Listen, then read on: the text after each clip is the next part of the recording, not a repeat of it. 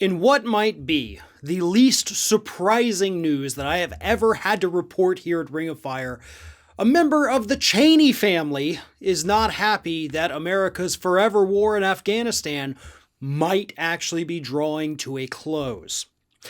That person happens to be Representative Liz Cheney. Liz Cheney this week was asked by reporters what she thought about Joe Biden's plan to pull all U.S. troops out of Afghanistan by September 11th of this year. And she said, quote, "Any withdrawal of forces based on a political timeline, any withdrawal of forces that is not based on conditions on the ground puts American security at risk."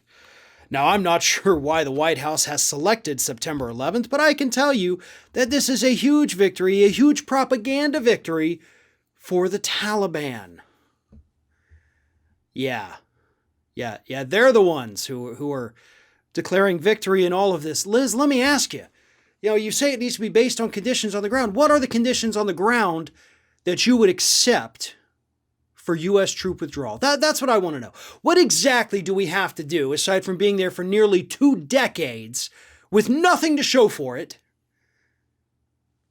What should we be looking out for, Liz? Huh? What are your criteria for U.S. troops no longer having to be stationed over in Afghanistan fighting a disorganized enemy? Because that's what's happening here. We have to acknowledge the fact that the United States is not going to shoot its way out of our problems in the Middle East. That's never going to happen. What could happen is that we could address some of these systemic failures of U.S. foreign policy in the Middle East.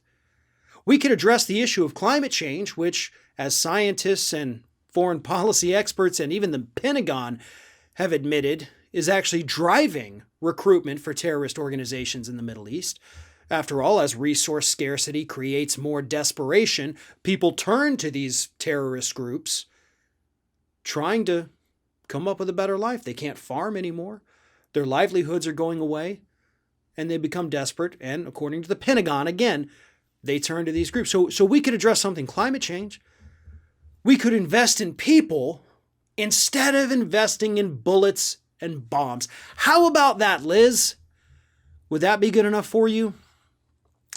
If we diverted the Pentagon's over-bloated budget, like if we even just left it the way it is, okay, but instead of tanks and planes and bombs, the Pentagon became a force for good. Okay, think about that.